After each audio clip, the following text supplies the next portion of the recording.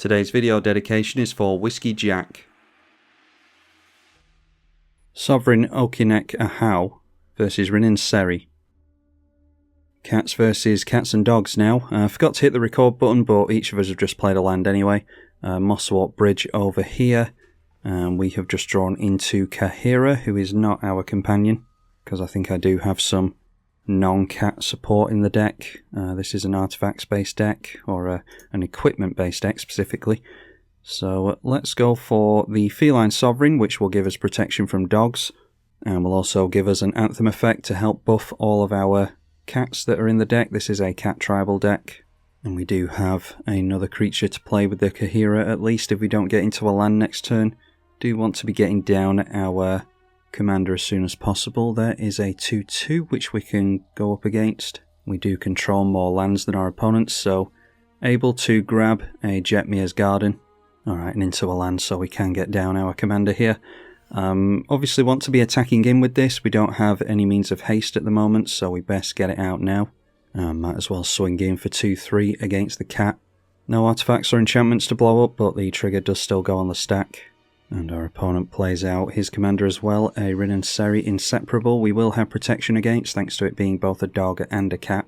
Alright, managing to make another land is good, so could go for card draw on Hunter's Insight in order to not guarantee, but help along the chance that we can play Nezahan next turn and get the hammer into play.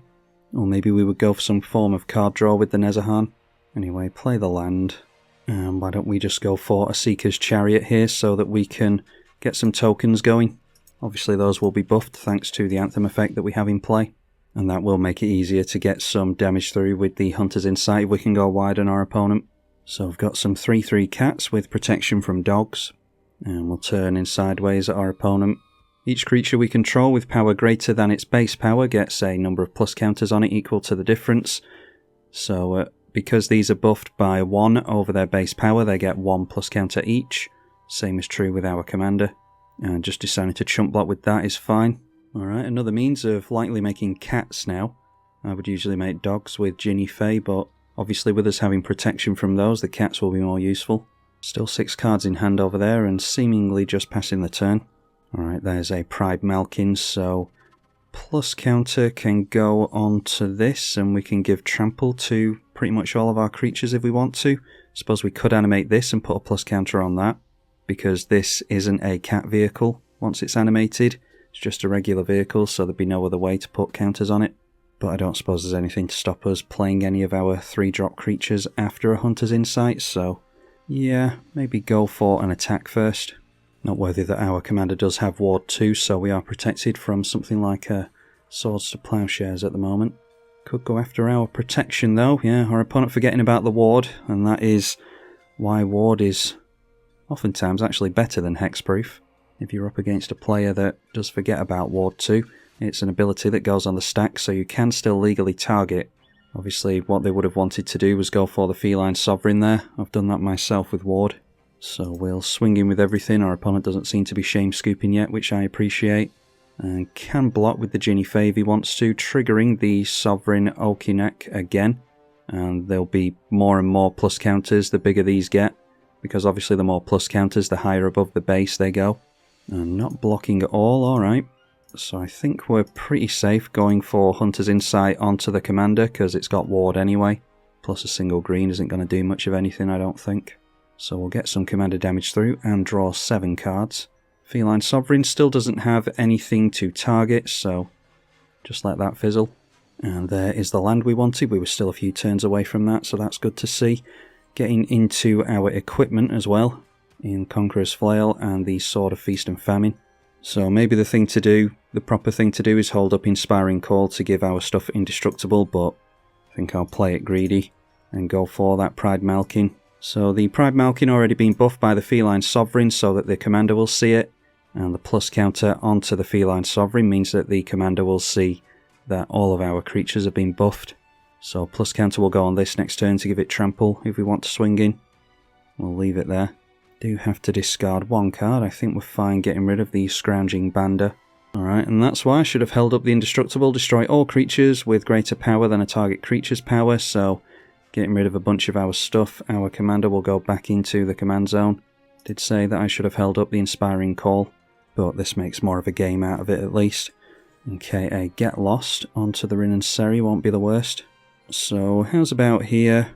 We could go for Nezahal to get the Hammer of Nazan into play, and that could keep this indestructible to make it more difficult to get rid of. And then that sets us up nicely for getting down our equipment for free, or the equip cost for free anyway. Yeah, we're working over a few turns here, but I think we're fine to go for that.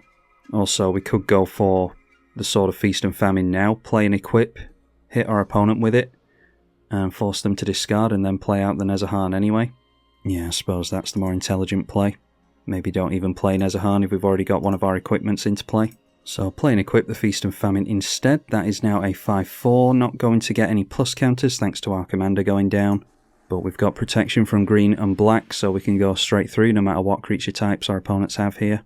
So Sword of Feast and Famine going to have our opponent discard, like we said, and it will untap all of our lands, forcing him to get rid of Huatli, not making anywhere near as many tokens as he would like over there. Yeah, so let's get down the Brimaz, I think, we'll be fine. And then we can just play another Anthem in the form of Kahira. Don't want to play too deeply into a board wipe, but can always try and get card draw with Nezahan as opposed to the Hammer, like I said. Oh, that's a good one, Horror Shards. We want to see the back of that as soon as we can. Especially in an equipment deck, although apparently we're not necessarily needing the equipment. So in that case, do we go for Conqueror's Flail, played and equipped, and then Get Lost? That can go onto the Aura Shards, and then we can untap everything, hopefully, and play out our commander. Let's try hitting our opponent with the Get Lost first. That goes straight onto the Aura Shards. Alright, managing to blow that up. A token in the form of a couple of map tokens will enter here, which does trigger on the Ginny Fae. These are going to be cat tokens, so we're still going to have protection from green, but these are going to be valuable chump blockers potentially. Alright, yeah, so making a couple of cats as opposed to the maps. So I am going to go for a play and equip onto the Conqueror's Flail here.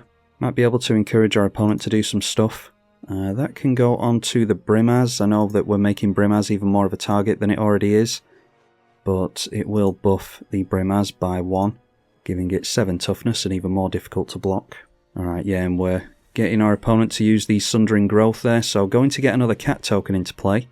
So they forced us to use our mana, and we do lose the Sword of Feast and Famine, unfortunately, so that loses us a turn with regards to getting out our commander, but they're not going to be able to do stuff like that again until they get rid of the Conqueror's Flail at least. The Flail will still be equipped to the Brimaz. Get the Temple Garden into play. I think I said this would have 7 toughness. It's actually a 7-8 with protection from dogs. So what they would have to do is gang up on the Brimaz with Ginny Fae and some cat tokens. I'm fine with them getting rid of Ginny Fae. So let's swing in with Brimaz here. We are risking losing it, like I said, but they'll lose some stuff as well. Get a cat token into play, and that comes down as a 3-3 with vigilance and protection from dogs. Alright, so they are deciding to lose the Ginny Fae, maybe aiming for another board wipe here. So we'll trade out the Brimaz, that's fine. Does mean that we have to re-equip the Conqueror's Flail, unfortunately. Alright, and our opponent doesn't have anything else, unfortunately, so just deciding to scoop at that. Next turn we were drawing into Wild Nakatl, so probably just our commander and this. This does buff itself to a 2-2 in a Celestia deck, so we'll get a plus counter from the commander when it can finally swing in. Yeah, did alright there in a more casual game. This is a more casual deck, so we're not going to compete against really spiky decks with it, but it turned out alright. I think we'll play again and see how it pans out. Playing against another tribal deck in Urtet this time, and again we're not getting into much in the early game, so I'll risk a mulligan like we did in the first game. Not that you saw the opening hand, can't remember what it was now. Alright, Sol Ring on turn 1. We've got both of our colours. Lightning Greaves is what we were missing in the last game, so we will certainly try this. I think we'll risk getting rid of the Khazali Pride Mage here, and hope that we don't want to get rid of any artifacts or enchantments. Going to empty our hand quite quickly here with the Sol Ring if we're not careful, so getting into some card draw would be handy. Just an Underground Sea for our opponent to start things off. And exactly what we wanted, a Return of the Wild Speaker, so let's go for the commander so that we can actually start swinging in with that. Not that it has any buffs yet. And we might as well start hitting our commander here. It's noteworthy that you can't equip onto a creature with Shroud as it does now, because equipment does target, but we're hopefully going to have multiple creatures in play. So swinging in, the commander does target, or it does trigger I should say, but like I said, it isn't buffed, so no plus counters. Ethereum Sculptor going to make the artifacts cost 1 less. Alright, and drawing into Mana Crypt I don't think particularly helps us here.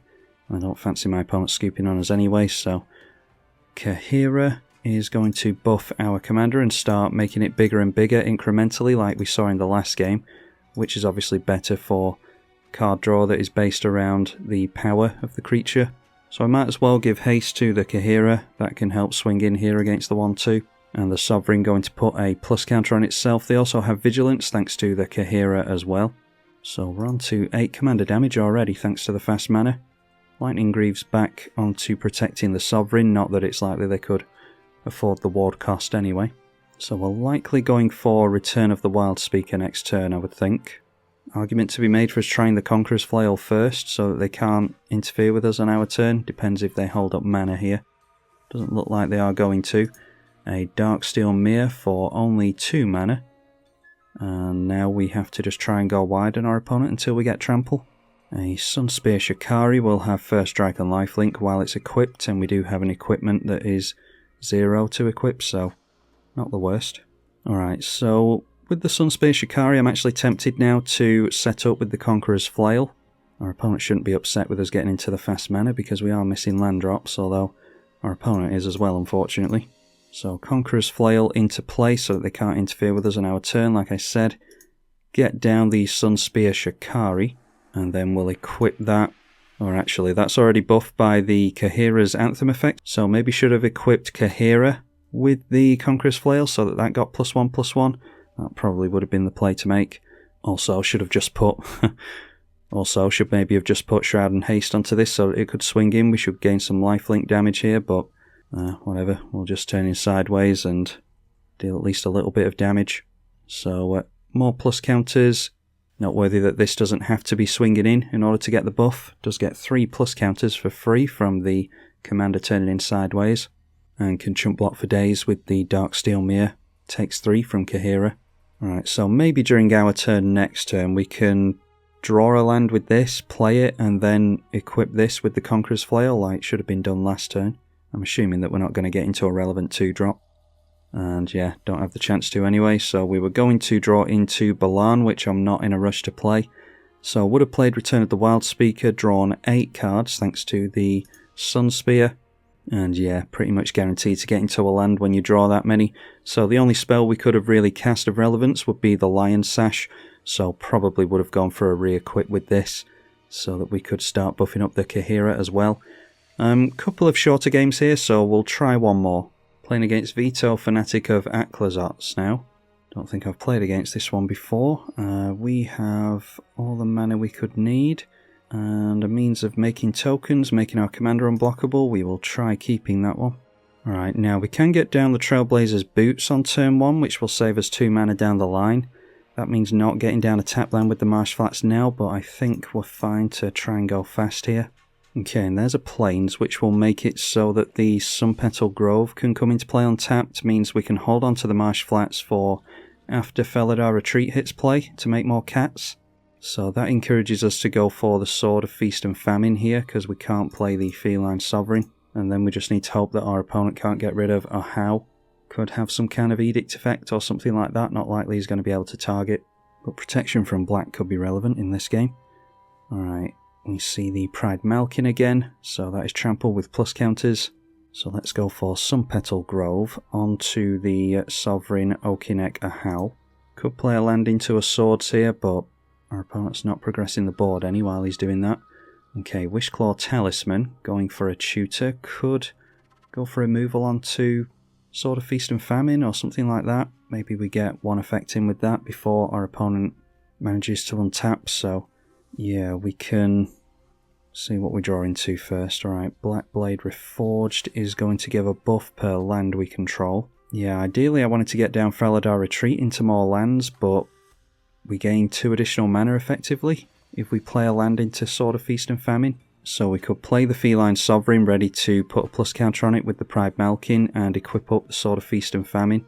Yeah, we'll have to do that, I think.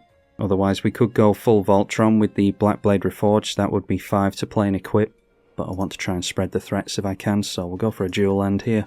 And I'll probably save the Wishclaw Talisman for some kind of Alpha Strike that we can go for, or some form of a card that we're absolutely desperate for and don't feel as though we can win without it, because I don't want to hand another tutor off to my opponent.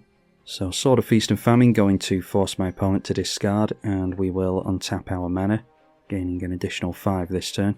And it's noteworthy that we will get the plus counters on our commander before we hit. So it's +2 from the sword, +1 from the Feline Sovereign, means we get 3 plus counters, and hit our opponent for 9 commander by turn 4. Feline Sovereign again hasn't blown up any enchantments or artifacts during this play session, and discarding a Battle Screech. Noteworthy that does have flashback, but they're going to need some white creatures in play in order to do it. Alright, and our opponent just deciding to leave it there, so not very satisfying. We'll try again. Playing Gilwain this time, so it's 2 Celestia decks. Don't think I've played against this commander before. Yeah, I mean that's not a great opening hand, but again, if we, as we see so much on Magic Online, if we start with a great opening hand, then we don't get a full game, so we'll try to handicap ourselves here. Alright, might get a chance to see some Felidar Retreat action in this game. Just play Savannah. And Kazali Pride Mage, as well as being artifact or enchantment removal, it does buff itself if it attacks in alone, so might be able to make use of that as well and get some plus counters on it. Tale for the Ages is enchanted creatures get +2/+2. Alright, Skyshroud Claim is probably the first bit of ramp that we've seen in the entire play session here. So whilst we are likely not playing anything for 3 mana, we'll try and get out a tap land. We can hold up the Beast Within if we are desperate. We'll swing in and deal some exalted damage. That'll be 3 with the Kazali Pride Mage. Alright, noteworthy that Bond's Enclave is in play here. Alright, and it is Gilwain coming into play, so we could blow that up with the Beast Within. Decided to put a Royal token onto that, so Ward 1 means that we can't go for the Beast Within now anyway. I am kind of remiss to blow up the commander anyway, so that we can try and avoid a scoop again. So we'll just leave it alone for now. Alright, Misty Rainforest, we can save for the Felidar Retreat. Let's go for the Sovereign Okinec Ahau. Alright, so going to take 5 commander damage to our opponent here. Maybe should have gone for the Beast Within, but like I said before, we'll try and make a game out of it at least. Obviously the Royal token is an enchantment, so getting that +2/+2 buff from Tale for the Ages. Then Catilda into play is going to throw an aura on there as well. So going with the Royal token again, Ward 1, and +3/+3 effectively. Alright, Commander's Play is a further buff onto our commander as well as some protection, but not very helpful against matching colour pairings. So let's just go for the Felidar Retreat. We'll make some cat tokens. And the more tokens we make here, the better the Obelisk of Erd is going to be. +2/+2 on our cat creatures. And obviously, whilst our commander is swinging in, that makes it better and better. So cat token on landfall, and crack it for a basic. Another cat token on landfall. And we're just 1 creature shy of getting down the Obelisk of Erd, unfortunately. So maybe hold up the Kazali Pride Mage. Maybe we do have to go after the Tale for the Ages, unfortunately. Alright, Banishing Light. I was going to go for Kazali Pride Mage onto the Tale for the Ages, but looks like we're going to have to go after something else instead, like the Banishing Light. Yeah, we do want to keep hold of the Retreat, I think. Although, is it all that important at this point? I think the Obelisk of Erd is going to be a decent enough Anthem effect to get multiple plus counters going, so let's go for Kazali Pride Mage onto the Tale for the Ages still. This difficulty is all off the back of us allowing our opponent's commander into play, by the way, not going for Beast Within. But our opponent hasn't been making lands, so I have no doubt that he would have scooped if we hadn't gone for that. Although, I've just noticed we are up against Terrax, patron of the channel, so maybe not. I would think that viewers of the channel would have a bit more patience, and especially patrons of the channel would, so maybe I'm not giving my opponent due benefit of the doubt. And there's a land we could have made into the Felidar Retreat. Obviously could have gone for Skyshroud Claim into the plus counters and stuff as well, so we did debuff this down to a 5/5 from an 8/8, but yeah, we're in a tricky spot here. I think maybe we just start trying to go ham on the plus counters and all that, so Obelisk of Erd we'll concentrate on here. And I'm just going to completely tap out so that we can actually... okay, and this cat, the client's going really goofy. That cat is tapped for some reason. I just put 6 mana into this. Does this cost 1 more or something? Okay, the reason I tapped out there is so I could swing in and get a whole bunch of plus counters, but anyway, not sure if I've done something wrong there or what, if I'm misremembering something. We'll attack in with everything, and we'll get some plus counters thanks to the Anthem effect. Still get the plus counters on the tapped creature regardless. So we're going to throw big haymakers in back and forth at each other. What we can do next turn is go Beast Within onto the Banishing Light, get the enchantment back, and then cast Sky Shroud Claim into it to get more plus counters. Maybe a cat token, then plus counters. Or maybe just a couple of cat tokens will do, seeing as how we already have an Anthem effect, we'll see. While our opponent is struggling on mana, we should hopefully be able to pull away with this still. Alright, a Sanctum Weaver is a damn good way to catch up on mana. We're going to have to wait a turn though, 5 cards in hand still. And again it is a Royal Roll token, giving it Ward and +1/+1. See if they want to turn in sideways with Catilda again, they do, or actually, no, it doesn't have Vigilance, I thought it did. Flying and Lifelink with this, so going to deal 7 damage, see if they can outrace us. Alright, and there's another land for us to make, so that's plenty of cat tokens here. Beast Within onto the Banishing Light will debuff some of their stuff as well. And thanks to the land we can go for the Sky Shroud Claim, so play Ancient Tomb, make a cat token. Then it might be risky taking damage from the Ancient Tomb, but Sky Shroud Claim going to get some more landfall going. So we need to be careful how we put things on the stack. If we want all of our creatures to get plus counter, we put that on the stack first, then make a cat token after that, so that it resolves first. I think I just want a bunch of cat tokens here while we've got the Erd in play. And we're not going to show our opponent the Commander's Plate. It's not all that much use apart from +3/+3. So again, we'll attack in with everything. Our opponent now has a 3/3 to throw in the way, but the Ahau is going to get even bigger. That is now an 11/12 with Ward 2. The tokens are 10/10s, and these have jumped up to 6/6s. So just jump in with the Beast token, taking 20 damage. Goes down to 16. This is closer than I thought it was going to be. Bunch of mana able to be made by the Sanctum Weaver now, so with 6 cards in hand, we'll see what he can do. Tapping out into something big, seemingly. Okay, we see a Griffin Guide, +2/+2, and when it dies, make a Griffin token. And then another newer commander, Elevator of the Wild Court. When it enters the battlefield or attacks, create a Virtuous Roll token. And whenever an enchanted creature you control deals combat damage to a player, draw a card. So going to hit us with a couple of creatures here. Both of these have flying, so that is 18 damage. Just shy of getting us here. That's where taking damage from something like a fetch or a shock or an Ancient Tomb could be relevant. Anyway, drawing cards. And it looks as though we're just about lucky enough to go wide on our opponent here. See what we draw into. Alright, that is Kazali Slingers, so I'll show that to my opponent because that's a pretty apt draw that we've gotten into. So a cat enters the battlefield, will just blow up the Griffin Guide. Wouldn't be relevant for next turn anyway, because they'd just get us with the Catilda. And I'll show my opponent the Commander's Plate as well. And it's just a case of turning in sideways. Kazali Slingers, along with the Faladar Retreat making cat tokens, is going to be particularly relevant. Will act like an Aura Shards effect. Well, all of our creatures getting massive there. That is a 19/20 now. And yeah, Terrax deciding to valiantly take the damage there. So like I said before, didn't see that it was Terrax. We see his hand there. Yeah, I assumed that we were going to see a scoop from our opponent if we got rid of the commander. But it turned out to be a more interesting game anyway. I'd never really looked into this commander, but seems like a pretty fun take on the typical Enchantress build. Anyway, hopefully you all enjoyed it. I wasn't expecting to enjoy Sovereign Okinec Ahau as much as I did either, but yeah, cat tribal with some equipment and plus counter shenanigans. Yeah, it's a fun one. Big thank you to Terrax and the other patrons of the channel for supporting monetarily as well. You can do so via the link in the description below if you are able to. I'd be very much appreciative. And I will see you all in the next one, I hope. I'm tribalkai. Thank you for watching.